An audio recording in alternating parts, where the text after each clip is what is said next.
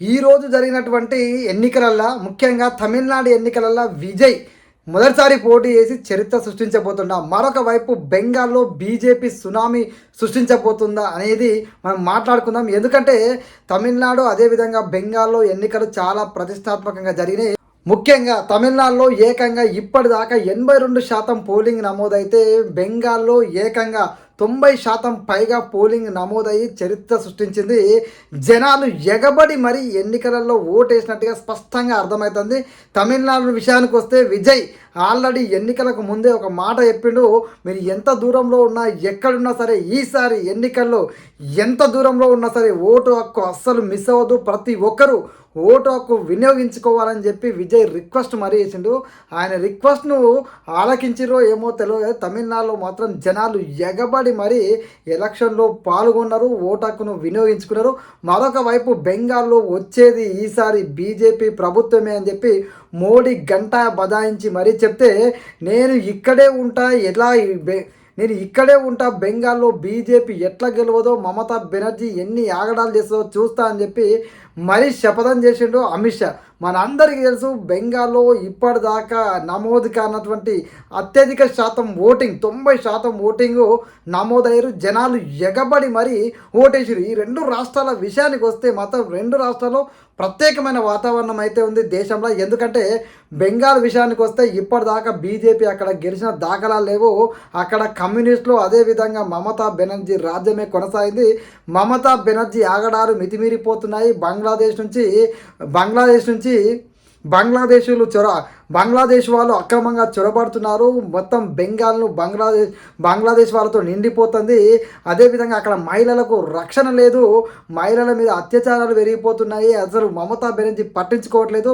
ముఖ్యంగా హిందువుల మీద మమతా బెనర్జీ వివక్ష చూపుతుందని ఒక నెగిటివ్ అయితే జనాలకు బలంగా పోయినట్టుగా స్పష్టంగా కనబడుతుంది. మొత్తానికి బెంగాల్లో 90% ఓటింగ్ పోలవడం అనేది అది ఖచ్చితంగా బీజేపీకి ప్లస్ అయ్యే అవకాశం ఉంటుందని చెప్పి నిపుణులు మాట్లాడుతున్నారు.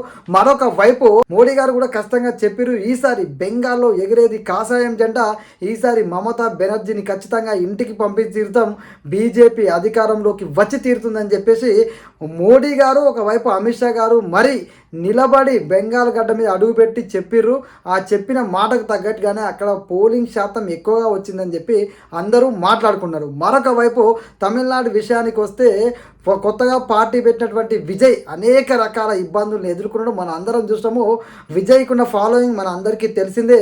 అయితే విజయ్ మీద అనేక రకాల ఆరోపణలు, వాళ్ళ భార్య ఒకవైపు, త్రిష ఎలిగేషన్ ఒకవైపు, మరొక వైపు అక్కడ ఆయన సభలో చాలామంది కార్యకర్తలు చనిపోవడం, అన్ని రకాల ఇబ్బందుల మధ్య విజయ్ ఖచ్చితంగా వెనకడు వేయకుండా ధైర్యంగా ముందడిగేసి ఎవరితో పొత్తు పెట్టుకోకుండా, మరొక వైపు అక్కడ బీజేపీ ఏఐడిఎంకే పొత్తు పెట్టుకుంది, మన అందరికీ తెలుసు.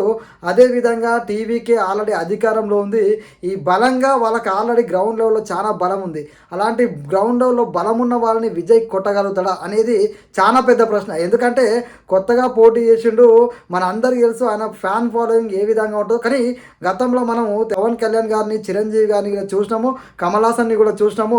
వాళ్ళు సభలు పెట్టినప్పుడు జనాలు ఎగబడి వచ్చేవాళ్ళు, కానీ ఓటు వేసే సమయానికి ఆ ఓటు రూపంలో వాళ్ళు అక్కడ చూపించలేకపోయారు, మన అందరికీ తెలుసు.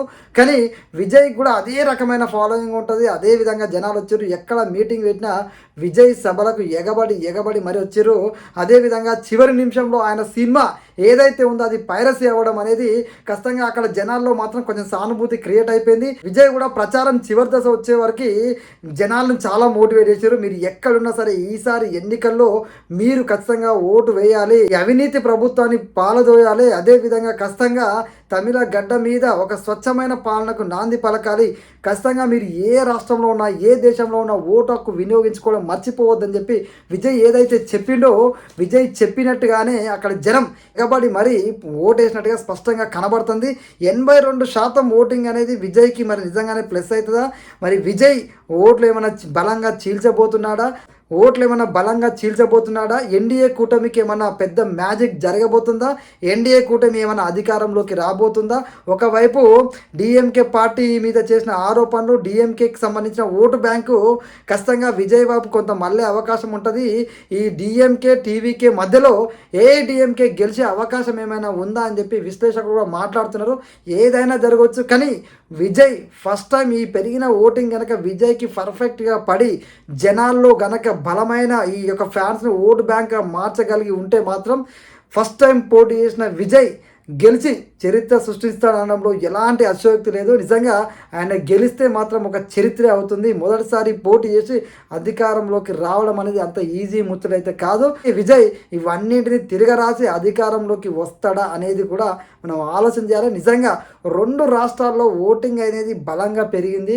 ఖచ్చితంగా ఉన్న గవర్నమెంట్ కాకుండా కొత్త గవర్నమెంట్ రావడానికి పుష్కలమైన అవకాశాలు స్పష్టంగా కనబడుతుంది. ఎందుకంటే పెరిగిన ఓటింగ్ ఎప్పుడు గవర్నమెంట్కు వ్యతిరేకంగానే ఉంటుంది తప్ప పాజిటివ్గా అస్సలు ఉండదు.